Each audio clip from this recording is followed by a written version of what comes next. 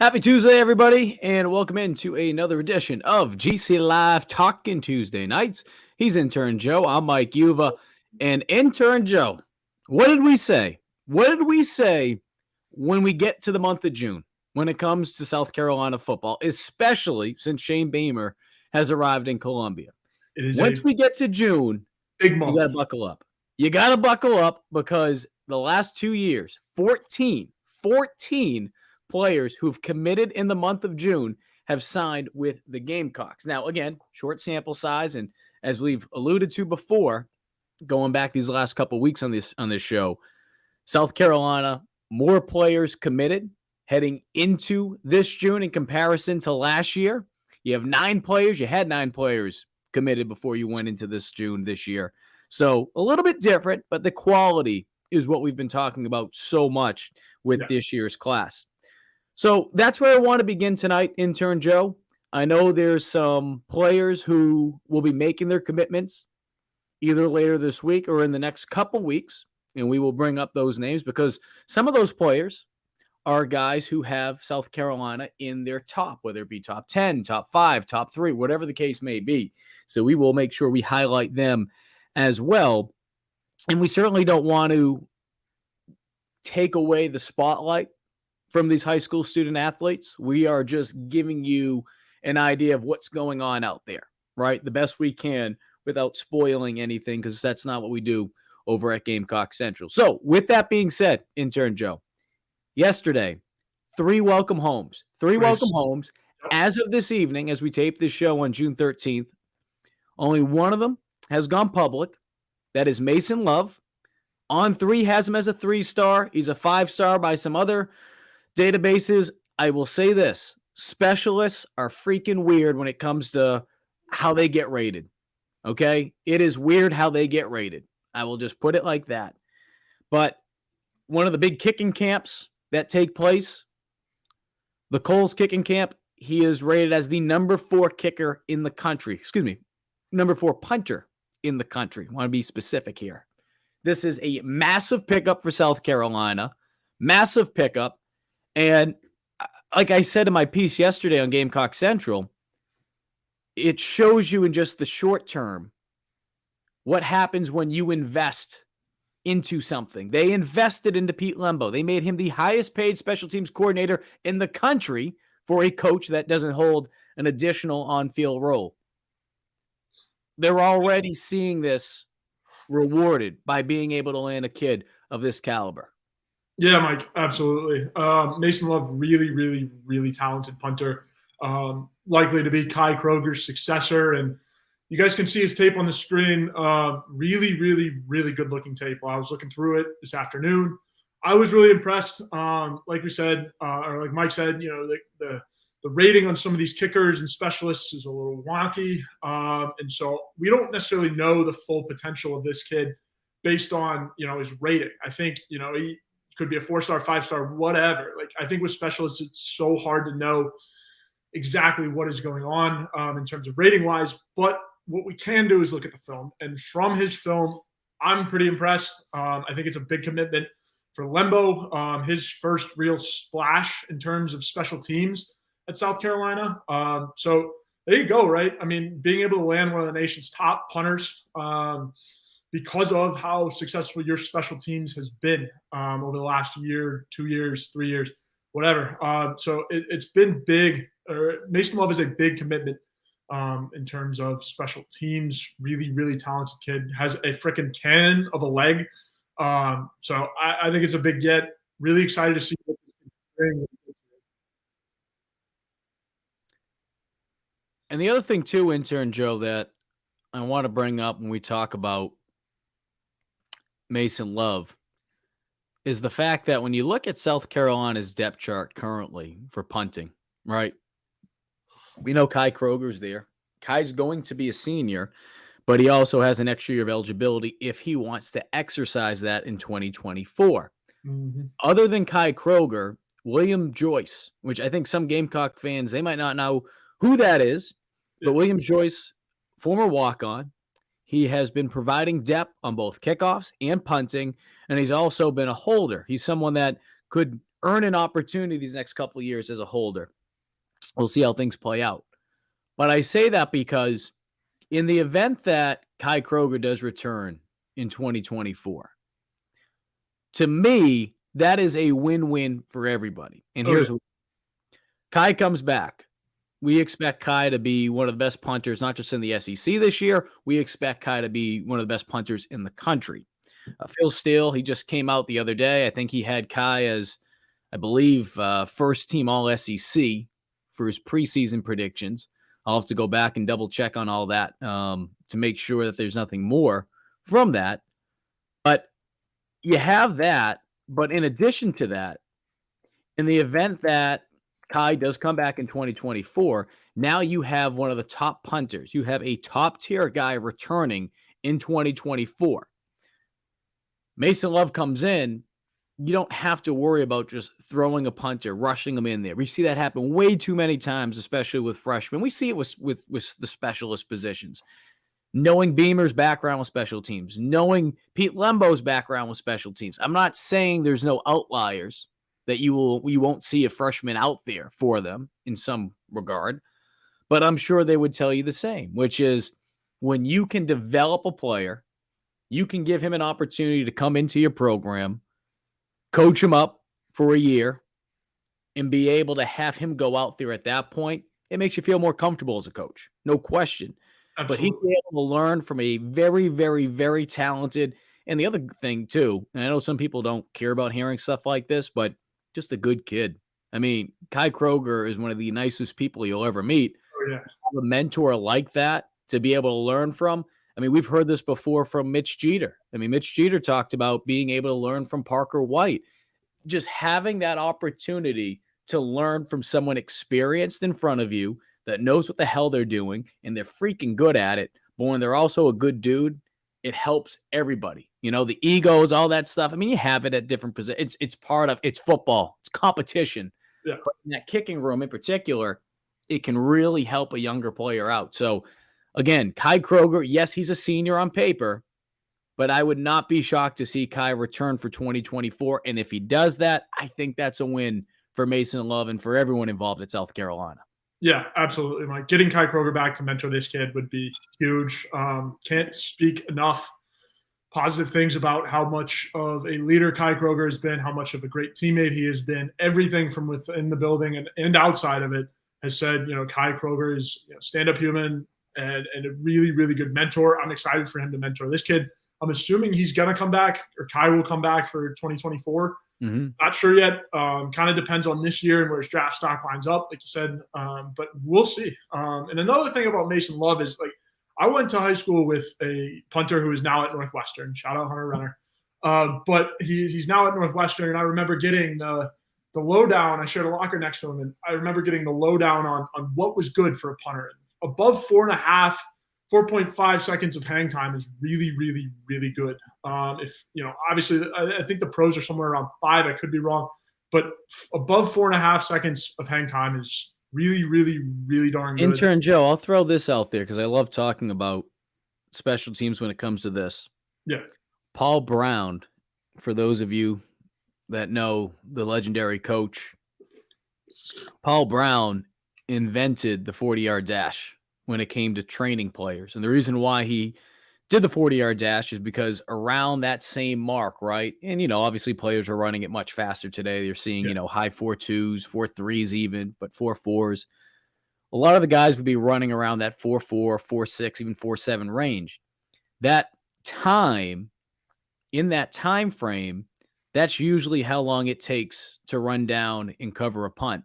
Because, again, you're looking at this as high school, but a lot of these NFL players, if you're lucky to hit that 5-second hang time, which is tremendous, a lot of those times are in the, mid 4.5s up to that 5, depending on the caliber of talent you have. And it goes down to college as well. So I say all that because it gives you a good indication of what this punter is already doing as a junior. Yep. And we're seeing it more and more with a lot of these punters. They're having coaches that are training them year round. They're working with kicking coaches. So I just say those things, Intern Joe, not to cut you off, but just to bring up the fact of where this kid is at and how impressive it really is. Because again, when you're talking about that 40-yard dash, and one of the reasons why they still do, which honestly, I think it's pretty stupid that we're still freaking doing 40-yard dashes in 2023. Yeah. I mean, it's flashy, it's sexy to talk about, all that kind of stuff. It gets people money. There's no question about it.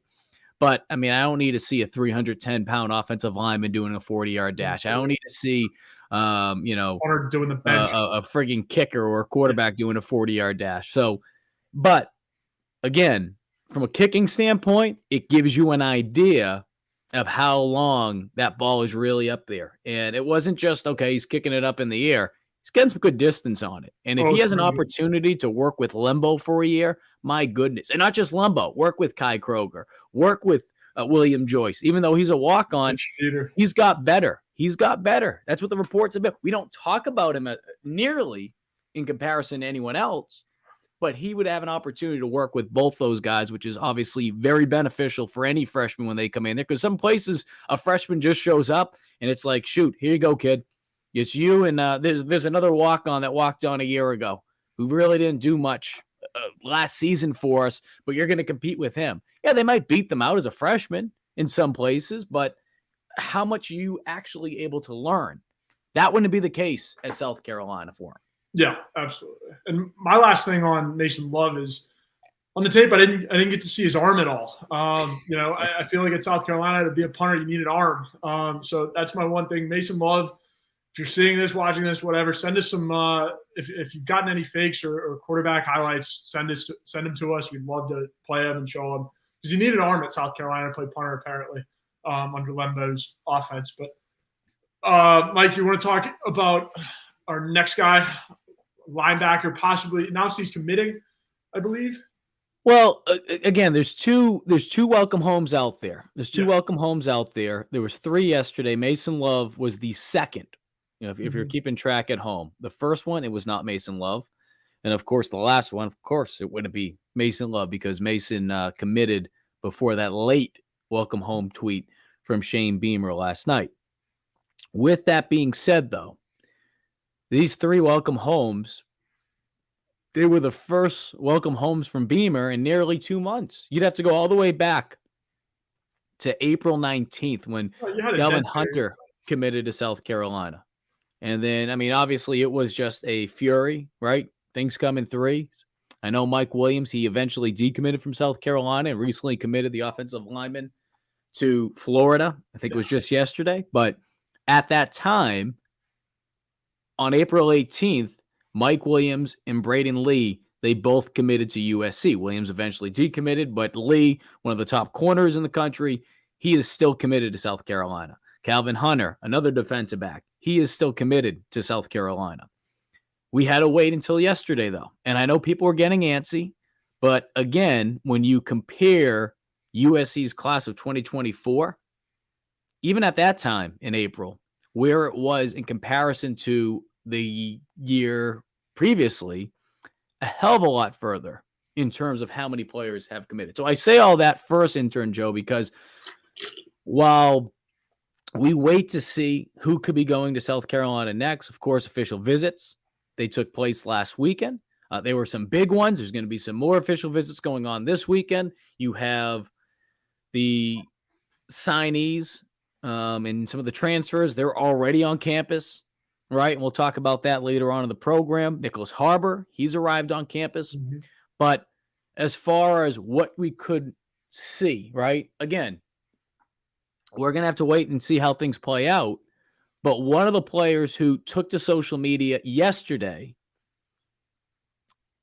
is Fred Love. And Fred Love has been someone South Carolina has been going. Fred Johnson, excuse me. Fred Johnson, and I keep saying Love, Mason Love. Love is in the air. Fred Johnson is someone that South Carolina has been going after for quite some time.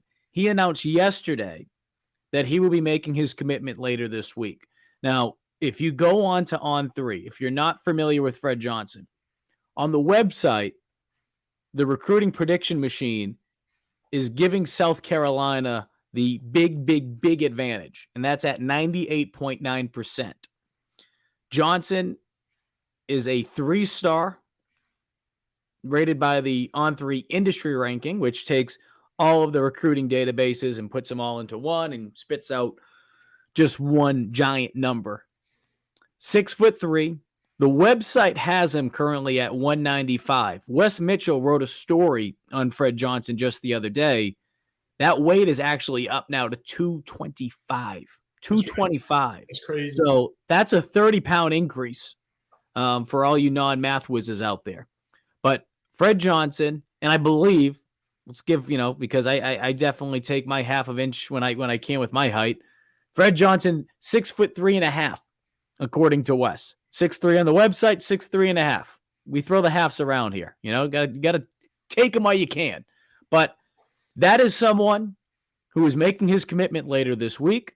Our colleague, Chris Clark, this morning, he went ahead and put a confidence score in of 75%.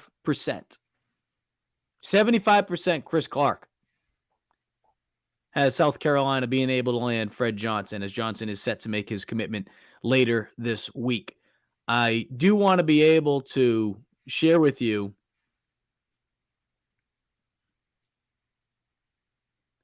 some of the other schools that have been going after him. If you go onto the On3 website, though, I mean, literally, it is just South Carolina, and there's no one else. No one else. But just as of, I think, June 5th, Fred received his 17th D1 offer, and that was by Duke. If you keep going down the list, and actually, Intern Joe, if I can for a second, I want to share this. Yeah, I'm going to take over real quick. Yeah. I want to share this. Where is it? On Twitter. We can see that. There we go. This is actually from Fred Johnson just the other day. Or I should say, June 4th. So just 9 days ago. But these were his measurements when he went to South Carolina. So that's where you're seeing the 6'3.5". That's where you're seeing the 225 pounds. Again, I know some people, because we've got to this point now with South Carolina landing some pretty freaking talented athletes, right? With all these 4 stars. We're getting to a point now where some, not all, some people get upset when there's a 3-star. First off, 3 stars are the heartbeat when it comes to programs. I mean, it's the God's honest truth. You can have all the 4 stars and 5 stars in the world. You bring in some talented 3 stars who could be difference makers. My goodness. Go ask DJ Swearinger. Go ask Connor Shaw. But I say that because he is a guy that, again, 3 stars, when you looked at On3's industry ranking of him, and that was 30 pounds less. Yeah. He's bigger now. He's faster now. He's stronger now. He is someone that South Carolina was able to identify quickly. They wasted no time on him. And, oh, by the way, guess where he's from? Virginia. So being able to tap into that DMV. The DMV. DMA is a TV term. The DMV, to be able to land this kid would be massive for South Carolina. Again, he has gone public saying that he will be making his commitment very soon. And as we've seen from Chris Clark this morning, Clark said that he is giving that confidence score towards South Carolina at 75%. Yeah, I'm really impressed with this kid's tape, Mike. Fred Johnson just screams linebacker name to me. I don't know. And then he also wears 9, one of my favorite linebackers ever. Wore 9, Jalen Smith. I also wore 9 growing up, so I'm a sucker for this Fred Johnson kid, man. Well, thanks for sharing with us, Steve McNair. I love his tape. Really, really athletic. Obviously, here you can see him playing some wide receiver, just going up and getting it. Like really, really, really athletic. And I think the 3 stars are lying to you, especially if he did put on that extra weight. It's only going to be a matter of time before it gets bumped up. He's still got his senior season to go, and I mean, we always see late bloomers in recruiting, and I think Fred Johnson's one of them. 6'3". What was the weight that you said he's up 30 pounds to 220 something? He was at one. So On3, if you go to our website On3, and I'll tell you right now, if you're not a subscriber to Gamecock Central, I know you're probably sick and tired of hearing all the pitches and this and that. I get that. I understand that. If you're someone that's even just thought about joining Gamecock Central, take advantage of all the offers that are going on right now. You can sign up today, 50% off. 50% off for the whole year. It's not just football you get men's basketball, women's basketball, baseball. In addition to that, let's say you don't want to shell out that type of money right now. You just want to, baby step on in. I get it. Totally understand it. Why not sign up today where you can do 3 months for $10 or you sign up for 1 month for $1. I'm telling you right now, what's going to take place, and it is June 13th. You saw what happened yesterday. And I put it out there yesterday after the first welcome home. South Carolina is not even close. They're not even close to being done. From everything that I've been told, watch this hurdle. Everything that I've been told over the last 48 hours, they're not even close to being done these next couple weeks. So I say that because if you want more intel, you want the latest on scoops, Wes and Chris are two of the best in the business when it comes to high school recruiting for South Carolina. And not just that, but as well as the transfer portal, you want to sign up. So again, that's my kind of my salesman's pitch.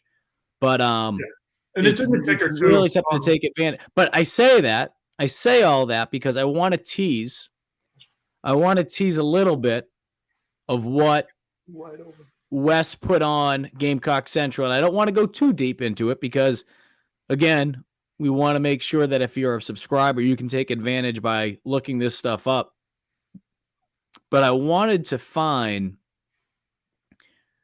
a quote. What FG said. I wanted to find the quote that we were just talking about Fred Johnson. And Wes just did a story recently on him. And where is it?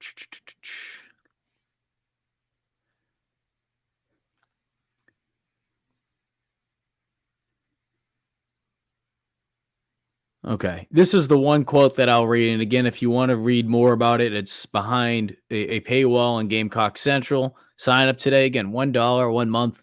I mean, shoot. I mean, that's like going into Costco's and getting all the free samples you want for nothing. I mean, that's practically stealing at this point. This is what he had to say. He said, quote, in terms of what stood out during his unofficial visit. So he took an unofficial visit this past weekend. Quote, I would say the coaches, facilities, stuff like that, how much they care about you.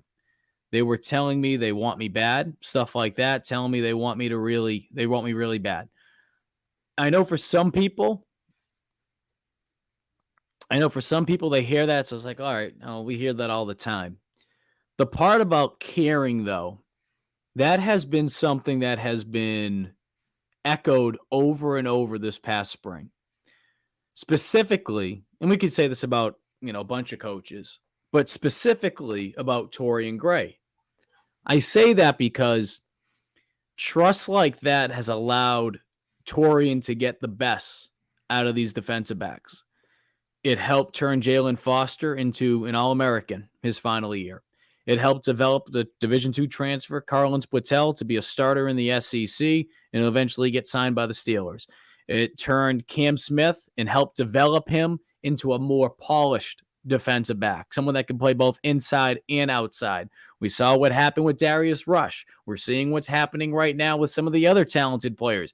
Nick Eamon-Worry at safety, right? You think about DQ Smith in the season that he had as a freshman, O'Donnell Fortune, Marcellus Dial. We can just keep going down the list. So I'm specifically talking about Torian Gray, but anytime you mention a positional coach on defense, it all goes back to the defensive coordinator. All goes back. And Clayton White is the exact same. He is the exact same. He is an extension, right? Torian Gray is an extension of what Clayton White is and what he wants to be. in terms of being able to build those relationships up. So I say all that stuff, Joe, because hearing stuff like that, and I'll throw one more other tidbit in there. One more other tidbit. They said that they'd be interested in him potentially playing Sam, Will, and a little bit of nickel. Okay. And again, if you want to read more information about Fred Johnson's unofficial visits to South Carolina, head on over to GamecockCentral.com. Wes did a tremendous job of being able to find or be able to track down Fred and talk about his recent visit.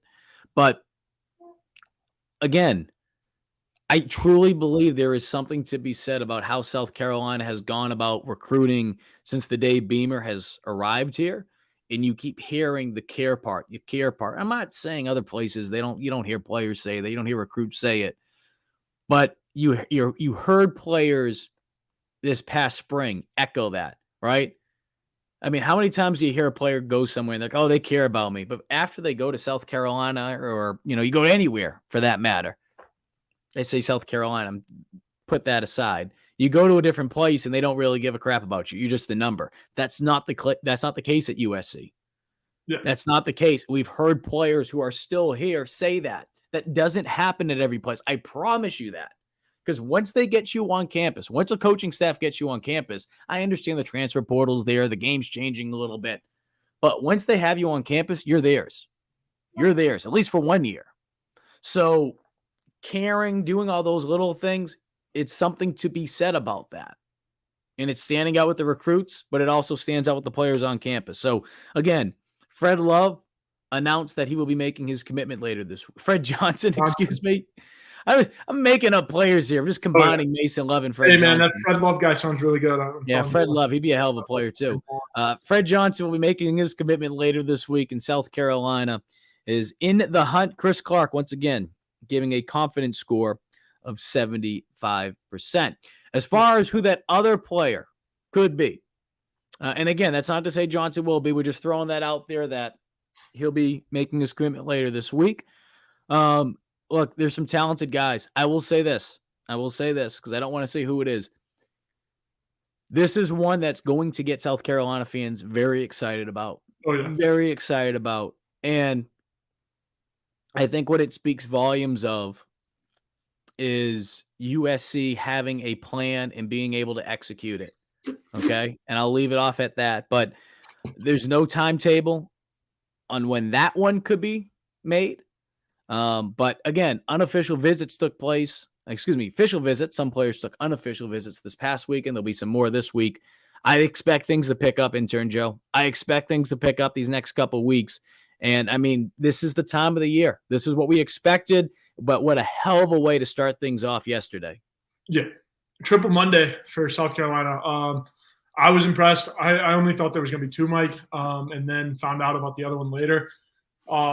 But yeah, it's June. It's a really, really, really good month for South Carolina. Like we talked about, Fred Johnson probably being a really, really good piece. Like I said, underrated, under-talented. His rating is going to skyrocket this next upcoming fall. I'm going to be waiting for that. But yeah, I mean, 3 welcome homes in a day. It's just starting. We saw Kelvin Hunter's tweet yesterday, and he said business is booming, and it's just a reflection on how things actually are going for this 2024 class. And we all know about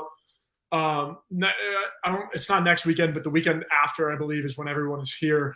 Dante and Dylan Stewart, a lot of other guys in that 2024 class that are really, really, really key pieces will all be here that weekend. So looking ahead to that weekend should be a whole lot of fun. And I mean, it's only starting for South Carolina. I mean, the month of June just started. And we're going to see a lot more welcome homes on the way. But, Mike, before we get to the quarterback and the 2024 class who's about to do something really cool, I want to talk about our sponsors. Let's get after it. And Intern Joe, we'll start off with our good friend Clint Hammond over at the Movement Mortgage. Clint has been a long-time supporter of not just GC Live, but Gamecock Central. He also worked with our very own Wes Mitchell and helped him when he was purchasing a home. Right now, rates are crazy. They're absolutely insane. If you're trying to purchase a house right now, you know exactly what I'm talking about. If you want someone that, number one, knows what they're doing, but number two, he's not going to steer you astray. He's going to find out what he can do to help you and get you the best rate possible, make the process that much easier. Give Clint Hammond a call. He also did that for former Gamecock quarterback Perry Orth. Made that process for Mr. Orth much easier as well. Give him a call over at 803-771-6933. Once again, that is Clint Hammond over at the Movement Mortgage. Yeah, absolutely, Mike. And I'm going to talk to you guys about our next sponsor. As always, our good friends over at Tax ID. Sorry, my computer's glitching. There we go.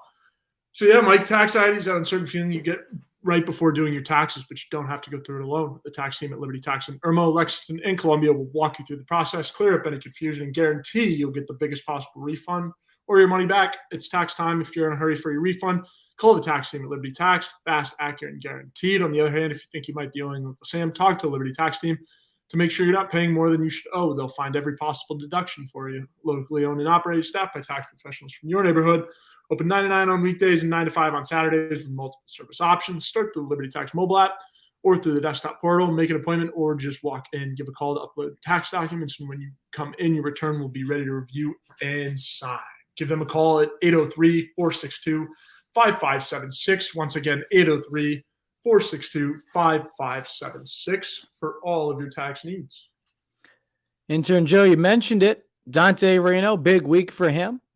Big week for a lot of players who are arriving on campus. But first, let's talk about Reno because Reno will be heading out to L.A.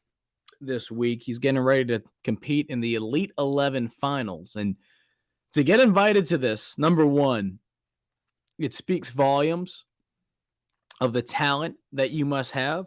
But to be coming from New England, all right, I know I have a bias, but to be coming from New England, it is not easy. It is not easy. And not even just New England, but just the Northeast in general. I think there's only 2 quarterbacks from the Northeast that were invited to this, and Reno's one of them. What Reno has done during his time in high school, it's impressive. He'll have another opportunity to, and I think this is something that's kind of gone under the radar. He'll have an opportunity to learn a new playbook as he transfers high schools. And then he'll be learning another playbook as he gets ready for college. So I say that because already a smart kid, son of a coach at Yale, right? All that kind of stuff that we already know. But being able to learn new playbooks and having to learn 3 playbooks in 3 years is something I think is going to help him out tremendously once he gets to South Carolina. With that all being said, this week, he's one of 20 quarterbacks that's invited.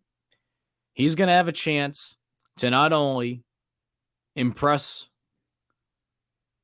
many people out there, but he's also going to have a chance to be able to raise his overall grade. And I know there's some people, right? Oh, why does he only have this many stars? Why does this website, why is On3 maybe not as high on him or this or that? I promise you, he goes out there and has a hell of a week, which I'm expecting him to do just that. You will see him skyrocket. I feel like just because of the region he's at, when you're talking about quarterbacks, you're not necessarily thinking the same type of talent like you see across the country. But I can tell you right now, and I've played against talented guys up in New England myself, there are some ballers, especially at the quarterback position.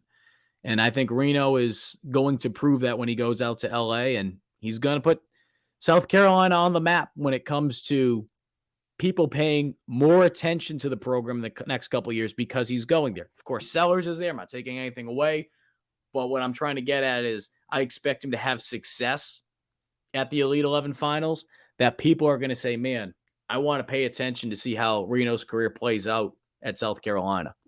Yeah, Mike, I think at the Elite 11, something Dante is going to do and probably will do is just, like you said, putting South Carolina on a map. That resonates with me in terms of like quarterback recruits. Yeah, you brought up Lenore Sellers, kind of a big quarterback recruit that Beamer's gotten already. But South Carolina, other than Spencer Rattler, he was out of the transfer portal. I don't necessarily count that. But other than Lenore Sellers, South Carolina isn't necessarily known for landing big quarterback recruits. I mean, there was Ryan Helinski, there was Lenore Sellers, whatever. But, I mean, if Dante goes out to Elite 11 and just rips it up, I think South Carolina has a really, really good reputation in finding quarterback talent. And Dante is one of those guys, too. Like you said, like New England, it's so crowded up there with talent. Being able to go into New England and find him, and yeah, his dad's a head coach at Yale, but still, talent speaks anywhere. But to be able to do that and find Dante, not necessarily a diamond in the rough, but to show his potential and what he can be out at Elite 11, excuse me, is going to be really, really big for him. And I know he's excited. I know the rest of Gamecock football, everybody within that building are excited to go see what exactly he can do out in LA, and best of luck to him. A good friend of the program here at Talking Tuesdays and Gamecock Central. But yeah, Dante has a really, really, really good chance to not only update his stars and his rankings, but also to put South Carolina even more so on the map in terms of quarterback recruiting. Yeah, and for those of you that aren't familiar with the Elite 11s, just a quick little background on it. The Elite 11 finals brings together the top 20 rising senior quarterbacks for the class of that year. And of course, this case, it is the class of 2024 in a highly competitive setting. Finalists will take part in on-field drills, routes on air, classroom instruction, and off-field development. And that's going to take place starting tomorrow, June 14th, and it will run until Friday in Los Angeles, California. The Elite 11 will be named at the conclusion of the Elite 11 finals, the Elite 11 champion, that is. So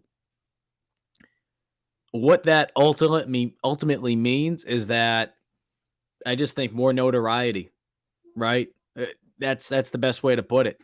The Elite 11, I mean, they have featured a long list of talented stars. So a lot of former number 1 overall draft picks. I mean, you think about Bryce Young, Carson Palmer, Kyler Murray, Jameis Winston. I mean, Trevor Lawrence, Matthew Stafford, Andrew Luck, a couple Heisman winners I just mentioned right there. So I say that because having the opportunity to be here, it speaks volumes because it is very difficult to do, number one.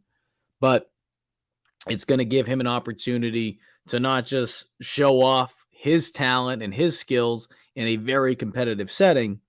It's also going to allow him to get coached up a little bit more. I mean, he has some great coaches, and he works with a quarterback guru up in New England. And he has been, I mean, I can tell you right now that quarterback coach, he works out with some of the top players in the state and has produced a lot of talented players, not just in the state of Massachusetts, I should say, in New England. But he's going to get some extra coaching out there in LA as well. So a tremendous opportunity for Reno. I think Wes Mitchell was asked this question. I don't know if there's any way to watch it. I think Wes said he was going to try to look that up. I don't know if he's answered that yet. I haven't seen it anywhere. But if there is a way to watch it, we will certainly put the link out there. And then once the Elite 11 finals wraps up, we will get you caught up with Dante, and we'll do a recap on how things went for him out there. I do one more thing about the Elite 11 before we stop talking about it. I'm really, really excited to see Dante kind of go up against the big guns, right? Dylan Raiola committed to Georgia last couple of weeks, number 1 overall recruit in the 2024 class for some people, I believe, right? Or at least the Gamecocks were going after. Yeah, exactly. He gets to go up against Dylan Raiola. There's a lot of other talented names in there, a lot of SEC guys too. So obviously, like, you can't put the pads on and see it just happen right away in a real game situation. But this is about as close as you're going to get to see, your recruits battling up against who's up next for some of these bigger programs like a Georgia and Florida and Bama and whatnot. So this is big for Dante. I'm also really excited to see how he does against Dylan Raiola, and if he can, prove everybody wrong in terms of, not being ranked as high and whatnot. I mean, the world is his oyster at this thing. And I wouldn't be shocked if he goes out and raises some eyebrows. I think he's got all the talent in the world. And clearly, based on Twitter recently and his quarterback coach and all the clips that they've been posting, I think he's ready. So it's going to be fun to see. Hopefully we can watch it. If not, obviously we'll get the recap from the man himself after the Elite 11. That should be a great interview. I'm excited to have Dante on again. He's the man. But yeah, it'll be really interesting to see where he places and how he does against some of the top talent in the nation in terms of. Yeah, you mentioned that. I mean, I'm just looking at some of the names right here. I mean, DJ Lagway. I mean, he's the number 3 rated quarterback in the nation. Ear Nolan, he's going to Ohio State. CJ Carr, he's headed to Notre Dame, and he is the number 6 overall quarterback for the class. There's guys in there, and it is sometimes, people are going to be wondering, okay, how is this player in there over another player that might not have the same type of ranking, right? Because, I mean, the top 20,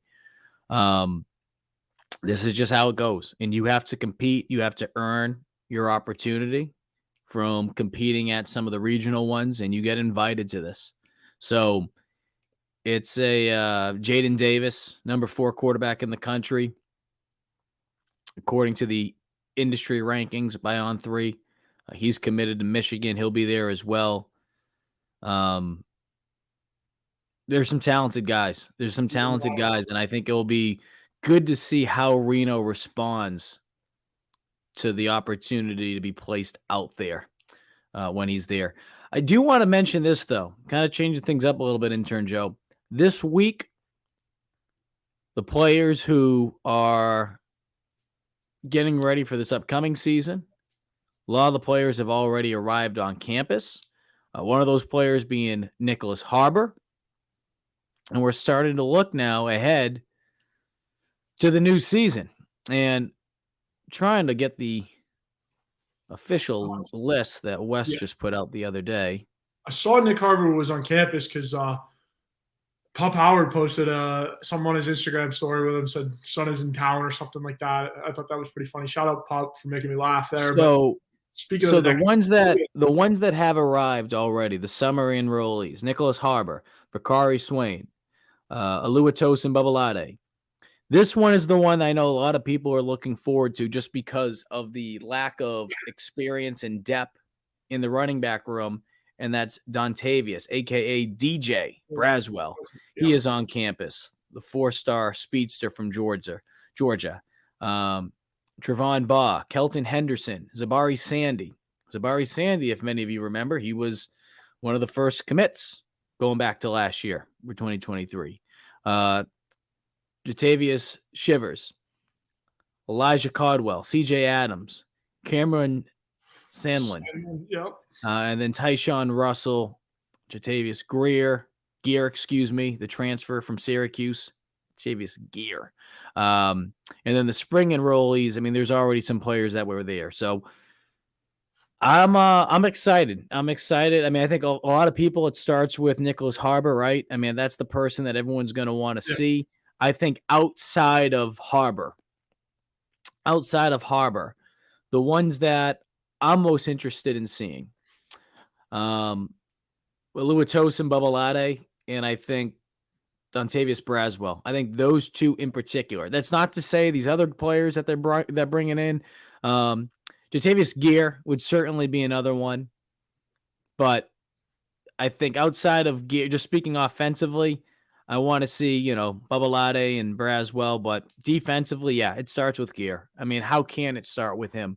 You want to see what you can get. That's a guy that could be a starter at some point for you this season. He could be a guy that's seeing a lot of playing time early on in the year, and he's going to have a chance to be able to do that just because of the lack of depth at edge right now, number one. But number two, even the guys that are there, the experienced guys that we've talked about before, there's just been so many injuries. The consistency, you need to be able to stay on the field, and it's going to allow him an opportunity to compete early. And that's never a bad thing. It's going to push guys in front of him, and it's going to motivate him to get on the field. So Gear is a guy that I'm excited to see. I'm excited to see what he's going to do now that he's on campus. And that's the other thing too.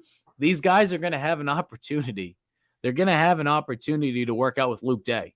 So if you think some of these guys are already looking big, or you know what? Hey, coming out of high school, maybe you just have some of that baby fat on you. It's natural when you're 17, 18 years old. Well, son, welcome to the big leagues. Now you're going to be working out with Luke Day. We've seen what Luke Day has been able to do in regards to the transformation process with some of these guys. Just wait and see. So you want to see a picture? If they posted a picture of them on Instagram, what they looked like, whatever, back in February or even, I don't know, the last couple of weeks. Look at that picture, and I promise you, they will not look the same. No. The majority of them. They will not look the same come August. No, absolutely not. So, yeah, excited for Harbor to be on campus, just like everybody else. Cameron Sandlin, another athletic guy. I don't think he'll see the field much this year, but another guy with some high upside. I remember during the recruiting cycle kind of watching him, especially last summer a little bit, when he came and visited. So I think that's a name kind of look out for outside of the Harbors and Babalades. So Should be fun to watch. Hunter has a question. Mike, you brought up next year. Who do y'all think will be on our schedule, or who do you on our schedule when they release the SEC schedules for next year tomorrow, as that drops tomorrow? And I can't read. I'm sorry. Well, and I know Gamecock fans are going to get upset about this one because it seems like every year the schedule just keeps getting tougher and tougher. I wouldn't be shocked to see Alabama fall in South Carolina's lap. No, neither would I. I think it's about time, especially going to Tuscaloosa, because goodness, I can't remember the last time South Carolina had to go play out there. That rumor mill's been out there, right, Mike? Like that leading up, like I started seeing stuff about that like last week. So I don't know if that's the worst kept secret or if it's just the rumor mill or what. But it's man, like it's gonna be tough. And South Carolina hasn't gone to Bama yet. I mean, maybe sometime way back in the history, but so I'm looking it up right now. The last time that South Carolina went to Tuscaloosa was back in 2009. It feels like it's been longer than that. It does. Right? They played them there, and then the following year, Alabama came to Columbia, and we all know how that played out. The upset. Stephen Garcia, Alshon Jeffrey, Marcus Lattimore. You can just keep going down the list. There's so many. But, I mean, the last the last 4 meetings between these two teams, they've ranged from 2005 until 2019. Only one of those trips was out in Alabama. Mm-hmm. And the other one the more recent time that South Carolina went to Tuscaloosa was in 2004. So in that time, and granted, Alabama certainly not as talented as they are now, but South Carolina beat Alabama in 2004. So we'll see. But I think that will be one of them. I wouldn't be shocked to see a Texas or an OU either. No, I wouldn't be either. I think it's going to be one. I don't think you get both. There's no way you fit both them and Bama in. But I think just also, too, my last thing on the Bama piece is like the way that the SEC has been rotating South Carolina's non-Eastern schedule these last couple of years. And yes, I know that it's changing. It's just going to be conference games. Whoever's in your conference, they'll schedule it. Great. But I think Bama it's the likely choice after playing Mississippi State. And I know you played Bama a few years ago, but it's still – I mean, I was a freshman when we played Bama, and they came in here and marched all over Ryan Hollins. Well, Intern Joe, and I don't know. Take this for what it's worth. There is a schedule that's already been released with 2024, and it has at Alabama on it. Take it for what it's worth, I guess, yeah. I mean, I don't know how much I want to entertain this. This is a very... Where is it? This is a website that is usually spot on when it comes to schedules, fbsschedules.com. Oh, yeah. It has at Alabama, at Florida, at Kentucky, Georgia, Missouri, Tennessee, Texas A&M, Vandy. I don't like entertaining these things. No. But at the same time, too. We'll find out tomorrow. I think some of this has already been leaked out.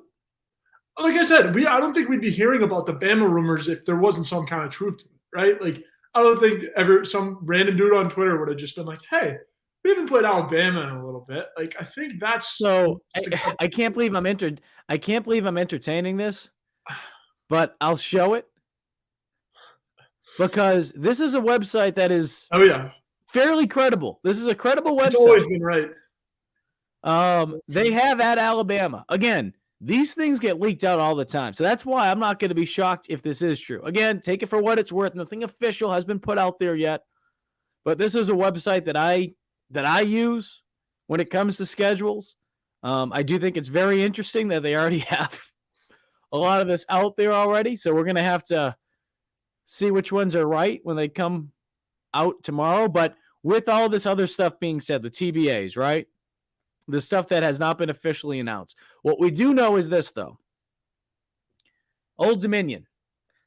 Are they the Old Dominion that beat Virginia Tech a couple years ago? No. But Old Dominion, I'm not going to sleep on them because of that. It's kind of like and I know it's not the same, but like App State, right? After Appalachian State beat Michigan on that block kick, obviously App State has done a tremendous job of growing from FCS to now being an FBS program.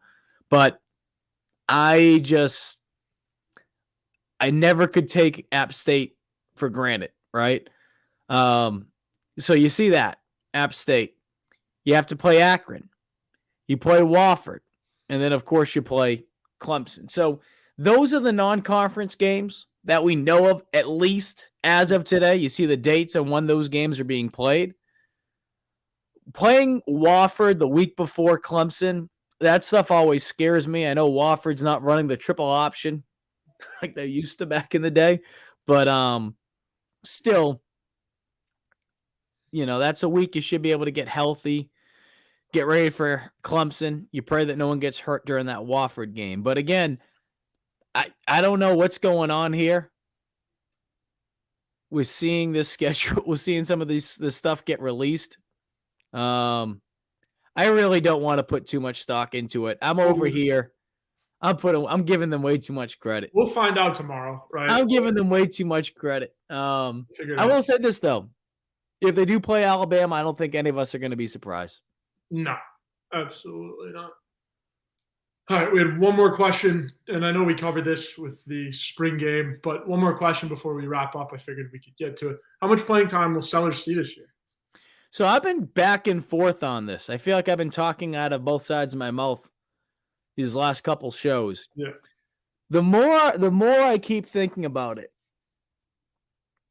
unless they truly feel like it's just not in his best interest to see the field right away because they just don't want to ruin his confidence in some shape, way, or form, or they feel like you're doing a disservice to the team by taking Spencer Rattler off the field. It sounds like Sellers, these packages that they potentially could be using him in this fall, it sounds like there's some validity to it. Mm-hmm. What exactly that looks like, I have no clue. And the reason I say that is a lot of stuff like that can change. It can be fluid. It starts with, what are you getting from Luke Doty in fall camp, right? How's Luke Doty looking? Because if Doty is off for whatever reason, now, okay, you want to use Sellers, but at the same time, too, you use them in packages, is the thought process just a little bit different? Because now, again, I'm not saying this is the case, but if Sellers is to go out there and this coaching staff eventually deems him to be the number 2 quarterback, is it worth putting your number 2 quarterback out there in some type of package? Especially when you're talking about most likely stuff that was similar to what Tim Tebow did. And let's face it, Sellers, he's got some size to him, but he's not built like Tim Tebow. No. Do you risk putting him in there knowing that all it takes, and this could happen to anybody on any given play, even going to practice, go ask Luke Doty. Hendon Hooker. Yeah. All it takes is one play. And now, is it worth doing that with your backup quarterback? Knowing that, okay, if our starter goes down, what's that gap? What's that gap between the starting quarterback and your number 2 quarterback? If Doty is your number 2 guy, does that give them more comfortability with putting in Sellers in those short packages? I think it does. Yeah. I think it does. So again, I feel like a lot of that's is going to be decided based on what takes place in fall camp as they compete for the number 2 spot. And again, I'd still say that Doty is the guy that I expect to be the number 2 quarterback. But I also feel like having the ability to use him in 4 games, South Carolina might get creative at the beginning of the season, right? I mean, you look at that game against North Carolina, UNC, even though I feel like, and Gamecock fans will have plenty of time to talk about it. Tons of time. At this point right now, and I don't want to be the wet blanket in the room, I'm just calling it for as I see it. I would give North Carolina the advantage heading into week 1. And the reason I say that is there's just more questions that are already answered for the Tar Heels, right? They have a defense that was crap last year. I understand that. But from an offensive standpoint, even though I do expect South Carolina to get better as the year goes on, I expect Rattler and Juice, and I even expect to carry on Joyner to do some special things at running back. We still haven't seen it yet. What we saw in the spring game, we've talked about this ad nauseum on Talking Tuesdays.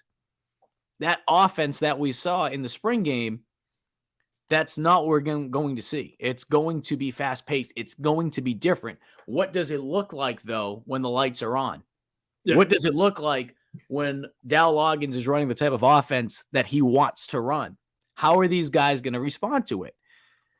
I feel like because North Carolina, they're not going to have any tape on what South Carolina is going to do. They're going to have to look at a little bit of what Dow Loggins did in the NFL. They're going to have to look a little bit at what USC did last year. They're going to have to pay attention to what DeCarrion Joyner did to them in that same freaking stadium a couple years ago.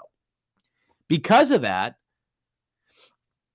I think USC can really catch North Carolina off guard. And not just those things that I mentioned, but also being able to throw Sellers in there. So when we're talking about how they use Sellers in 4 games, and maybe they say after that, you know what, we're gonna fall back on this. Mike, I'm glad you brought that up because my stance, and I guess we can end on this, but my stance on the whole Lenore Sellers thing is simple.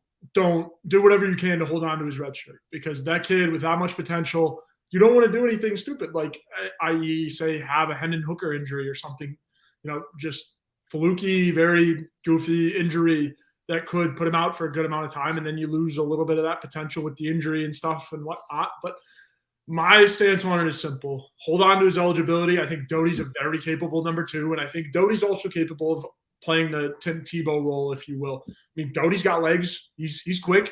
And if you don't want to get Rattler hurt in a short yardage situation, it just doesn't make a whole lot of sense to me to put a kid that's had all the hype of the quarterback, the next guy up, Spencer's replacement possibly. And it's not just that, Joe. And Rob, I'll bring up what you said, okay?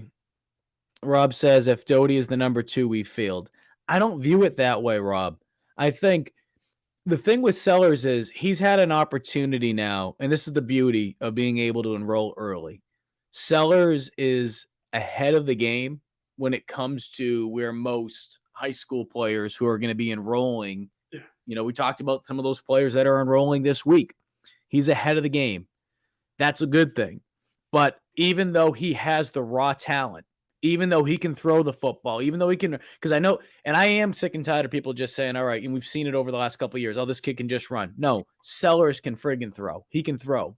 But as I've mentioned before, and it's no fault to his own, and I think he's going to continue to get better because he's had those 15 practices in the spring. He needs to continue to develop going through his progressions. And that comes with time because all the natural ability that he was able to demonstrate, not just in the spring, but in high school, some things he was able to get away with. And that's not to say he can't be special. That's not to say he's not good enough right now. It's just showing that it's going to take some time to make him as polished as I think some people want to believe that he is right now. And what happens sometimes is when you throw a young quarterback in there, and it's quarterback more than anything, it can happen to other positions. Quarterbacks, yes, we've seen freshman quarterbacks go in there and they do some great things. But when you throw in some freshman quarterbacks, if they're not there yet when it comes to reading progressions, the confidence level can get shot down. That's my biggest fear with him. That's my biggest fear. Now, if you're using him in a package and you're not using him every down, and obviously you're praying to God that Spencer Rattler stays healthy and that you're not going to have to get to quarterback number 2, whether that be Luke Doty, whether that be Lenore Sellers, but you want to make sure that he is as comfortable and as ready as possible. I think whenever that moment is, right? Whatever that moment is, if it's next, whatever it is, I feel like he will be ready. I feel like he will be ready. But it's being able to capitalize off of the opportunity that you do have right now, which is you have Spencer Rattler still back this season. If Rattler wasn't here, if Rattler decided to go and test the waters of the NFL after this past season, this offseason would be much different, because the talk would all start with, okay, Luke Doty, most likely heading into fall camp, he's going to be the starting quarterback. Does he hold off Lenore Sellers? That would be a different conversation. I just feel like where they can be at, I feel like Sellers is going to get better. And I think it's going to take the pressure off him a little bit, knowing like, hey, we have a number one quarterback. That's great. I want to be better because guess just like we talked about, what's going to happen after this year? And Rob, I appreciate that. I'm glad you brought it up though, because I'm sure you're not the only one that's thinking that. What's going to happen next year, especially at this time? Dante Reno is going to be enrolling into Columbia. And as I've said many, many times before, making a comparison to the upstate with Clemson, just because I feel like it's a good comparison of, you have another FBS program, a team that has had a lot of success with being able to develop quarterbacks. South Carolina has a golden opportunity next year to really develop some talented quarterbacks. The old cliches of iron sharpens iron. I'm excited. I'm excited for what this quarterback room could look like next year because Reno's going to come in here. He's going to want to prove something. Sellers is going to have a year under his belt. At least right now, you would assume because of the year of eligibility that he still would have, I think he'd actually have 2 years, Doty can come back the following year. Yeah. I mean, that quarterback room could look really fun next season. So, again, I say all that because I think South Carolina is in very good shape with quarterback right now. And you pray that no one gets hurt this year, starting with Spencer Rattler. But if you're able to develop Sellers, you're able to develop, Reno once he gets here next year, but specifically Sellers this year, Intern Joe, man, I think this quarterback room could be special for the next couple seasons. But with that all being said, I think they'll find a way to get Sellers on the field in some shape, way, or form. Yeah, at least once or twice. I don't think they're going to put his red shirt in jeopardy. But another thing, my last point here on this whole quarterback thing, because we've been going on for a minute, but I think Doty is the guy that you also want to help mentor Lenore Sellers, right? Like, bingo. Doty is going to be here Bingo. longer than Spencer will be. And yes, Spencer has done some great things mentoring Luke in 1 year and also some of those younger guys within 1 year, but Spencer's going to be gone next year, right? And so you need a guy that's going to be a consistent face for a Lenore Sellers and then, Dante possibly next year and stuff like that. You need a guy, and everything I hear about Luke Doty coming out of that program is how great of a leader he is, how great of a person he is, how well is he's doing with being where he is at the depth chart and stuff. Luke Doty is very satisfied with where he is. Obviously, he would want to be the starting quarterback, but Spencer Rattler is better. He's better talent, but I think it's big for Doty to be number two because number one, you don't want to get Sellers hurt and lose his red shirt and mess with his red shirt or anything like that. But I think you need another mentor in there, and yeah, on some depth charts it might look like Sellers at 2 and Doty at 3. I think we might get there. We might not. I don't know. It's all hypotheticals. But you need Luke Doty in there to mentor Lenore Sellers too. For the people who are saying, I don't know what Luke Doty's doing this year, or I don't know if we need him, or just ready to go to Lenore. I think you're really, really, really overlooking how much of a leader and mentor Luke Doty has been and will be. I mean, great kid. And the other thing too, okay? I'm not saying that Doty's going to go out there and he's going to put up friggin' Heisman numbers, okay? No one's saying that. No one's saying that. But with that being said, the sample size that we've seen from Doty when he's been on the field, we've done this exercise before. I can't believe I'm going to even waste my time doing this again. His freshman year, he came in on a sinking ship, right? Head coach is fired. Shi Smith is the only receiver that can catch anything at that point. No one else could catch a cold that season. You were a one-trick pony when you weren't able to get the ball to Shi Smith that season. You had a tremendous running back in Kevin Harris. But you take Shi Smith out of the equation, you had no one to throw to. You had no one to throw to that season based on the production. I'm not saying the guys that have come out because there's some talented guys. Based on that season, you had no one else that was producing at that level like Shi. It wasn't even close. The difference between 1 and 2 wasn't even close. So I say that because that's what happened his freshman season. Okay, he gets a pass on that. I'm sure a lot of people would agree with that. Heading into his sophomore season, what happens? Well, a lot of people expect that he's going to be the starting quarterback. Week 2 or week or two into fall camp, what happens? Hurts his foot. Tries to come back from it sooner than he should have. In anybody. You didn't see the fully healthy Luke Doty, Mike. Anybody who paid attention to him in that Georgia game 2 years ago. Was it 2 years ago? I'm losing my time now. Anyone that saw Luke in 2000, it would be 2 years ago. Anyone that saw him knew that he wasn't the same Luke. Never mind you're going up against a Georgia team that eventually went on to win the national championship and had a very good defense. What I'm trying to get at is this, and we saw him towards, the end with garbage time, but you're also playing with the third and fourth string guys out there on offense too. I mean, let's not forget about that. So I bring that up because I feel like Luke has had the short stick, the short straw when people have evaluated him in just the short sample size. And again, I'm not here saying that Doty's going to be the next coming and, don't give up on Luke. He's going to win South Carolina. I'm not saying that. All I'm trying to say is before you cast away this guy, before you cast him away, and I get it, the backup quarterback's the most popular guy in the team. And even though in this case, this would be the number 3 guy in this, right? Don't write off Doty quite yet. Don't write him off. I still have him being the number 2 guy going into the season. Wouldn't be shocked to see him be the number 2 guy all season. But with that being said, even though if he is the number 2, 2 things can still be true. He can still be your second best option this season, but you also feel like you get Sellers on the field in some shape, way, or form because he's talented enough that you feel like he can help the team. So I just don't understand the Luke hate. I don't want to say hate. I mean, that's just such a childish way to phrase it, right? No, the hate. Doubt. No, yeah, I just doubt, maybe. I don't know. Just putting Luke, I guess, to the back burner. Yeah. And again, Sellers could come in there and talk about some of the things that we've mentioned before with just going through his progressions. He could come out there because, again, that's the beauty of arriving on campus early and having those 15 practices under his belt. Is he fully up to speed on the speed of the game? No, but he can process information a hell of a lot quicker, I'm sure, than where he was at, say, arriving in January, arriving in February, and being out there, right? He can process things a little bit quicker, and they're going to be quicker. They're going to be quicker this fall because the installations, it's so much slower in the spring. And I'm not saying that about Sellers. I'm talking about in general for all players, every player. Yeah. We could talk about defense too.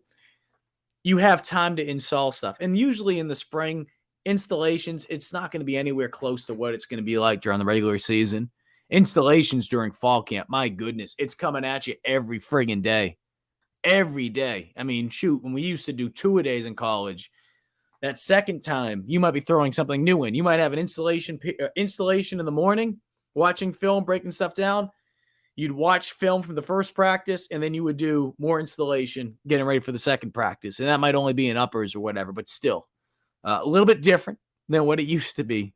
As my coach would say, and this is, God, just about 10 years ago, it's Camp Candyland now. If it was Camp Candyland then, I don't know what it is now, but that's just the old guy, I guess, becoming the old guy in the room complaining about fall camp. And, back in my day, we used to sleep in buildings with no AC. I don't know. Wet socks and wet girdles, Intern Joe, for your 2-a-day practices. Any final thoughts, Intern Joe, as we wrap things up on this Tuesday night? No, that's it. Elite 11 is this weekend, right? It is this week. It's going to start tomorrow. It's going to take place starting tomorrow on the 14th, and it's going to run until Friday.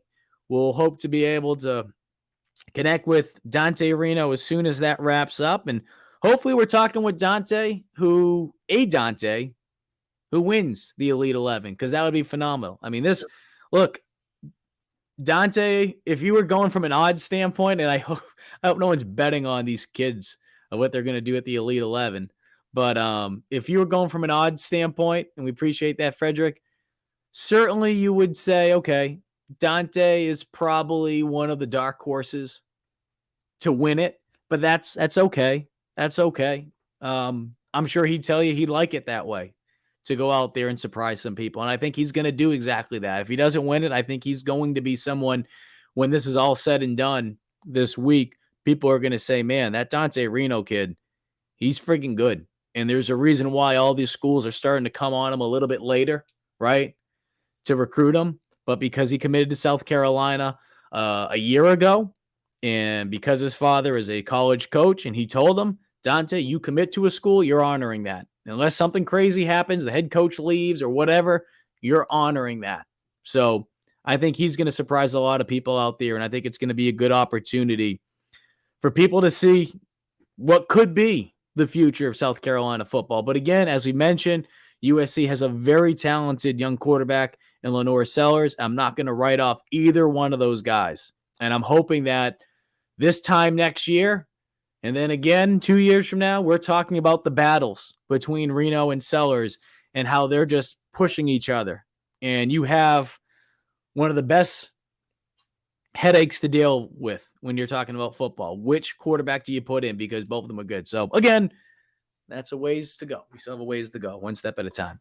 If you've missed any of our show today, head on over to the Gamecock Central YouTube page. You can watch this show in its entirety, as well as any other Gamecock Central shows that you have missed, whether it be from the past couple days or if you want to relive a disappointing weekend for baseball, we have that as well.